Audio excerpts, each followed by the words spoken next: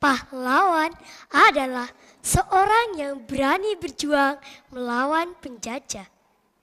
Dengan keberanian dan pengorbanannya, pahlawan membela kebenaran untuk negara Indonesia.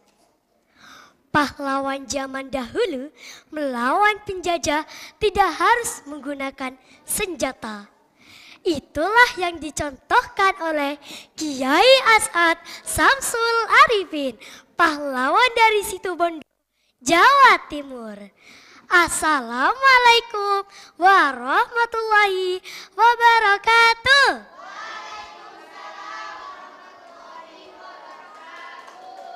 Selamat pagi Dewan Juri. Selamat pagi teman-teman. Apa kabarnya hari ini? Alhamdulillah sehat semua.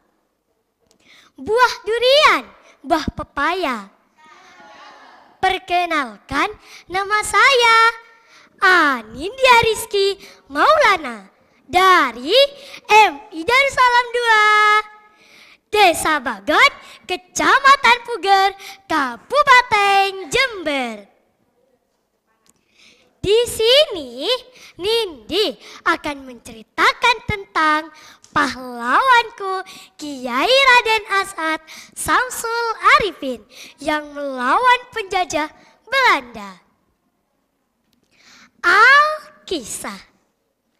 Di sebuah desa di dekat Masjidil Haram Mekah, lahirlah Kiai Raden As'ad Samsul Arifin pada tahun 1897 Masehi. Beliau putra dari Raden Ibrahim atau dikenal sebagai Kiai Haji Samsul Arifin. Ibunya adalah Siti Maimunah. Kiai As'ad adalah seorang yang membentuk barisan pejuang. Barisan yang diberi nama Pejuang Pelopor, yang anggotanya orang-orang Situbondo, Bondowoso, Banyuwangi, Jember, dan Pulau Madura.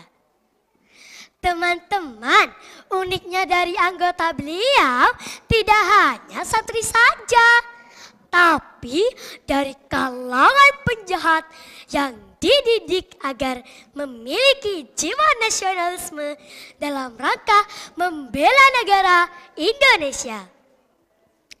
Kiai As'ad berjuang di masa kedudukan Belanda, pengusiran terhadap tentara Jepang, dan penumpasan gerakan 30 SPKI. Beliau juga berperan sebagai berdirinya Jam'iyah NU. Teman-teman, kalian tahu nggak? Kiai As'ad adalah seorang kiai sakti mandraguna.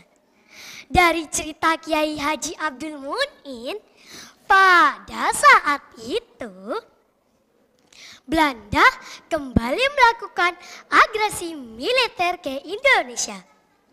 Belanda telah menemukan tempat strategis untuk dihancurkan, yaitu pesantren Kiai As'ad Situbondo, yang dianggap tempat para kiai sakti oleh Belanda dan yang akan menjadi penghalang jalannya kolonialisasi. Pada suatu hari, pesawat Belanda mencari pesantren Kiai As'ad. Dan pada saat itu pula, Kiai As'ad menyuruh santrinya untuk meletakkan songkok dan benang di halaman pesantren. Kiai berkata,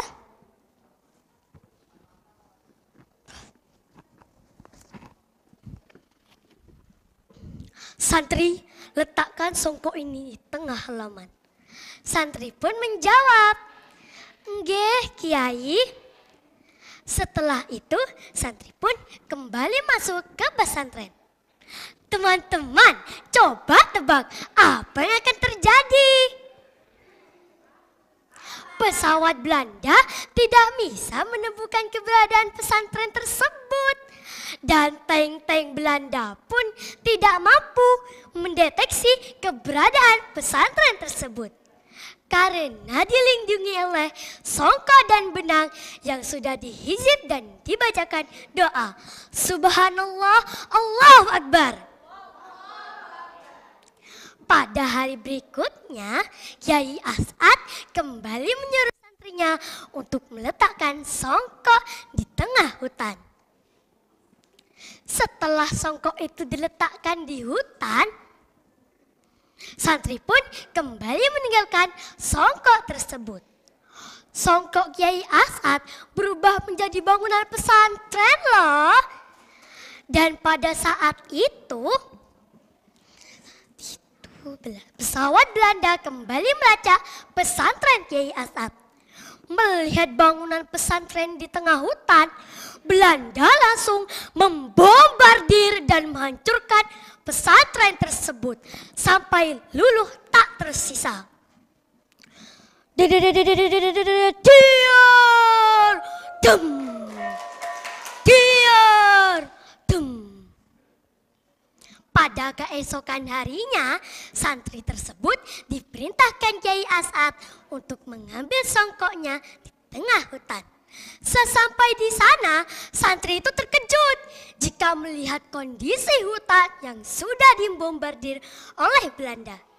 Lebih terkejut lagi jika melihat songkok Kyai As'ad masih utuh, tidak rusak sedikit pun. Dan santri itu kembali membawanya songkok tersebut. Nah, itu dia ceritanya. Setelah perjuangan beliau melawan penjajah, Kyai As'ad dianugerahkan sebagai pahlawan nasional oleh Presiden Jokowi pada tanggal 9 November tahun 2016. Teman-teman, melalui kisah ini kita dapat belajar dari para ulama dan para kiai untuk mendirikan bangsa ini. Tidak hanya bekal pikiran dan fisik saja, tapi disertai mujahadah kepada Allah. Baik melalui ibadah doa, berpuasa, dan berzikir kepada Allah. Nindi punya pantun nih. Ada awan di langit biru. Di langit biru ada pelangi. Aku bangga dengan pahlawanku yang membela negeri ini. Nindi akhiri dulu ya. Wassalamualaikum warahmatullahi wabarakatuh. Salam literasi kesejahteraan.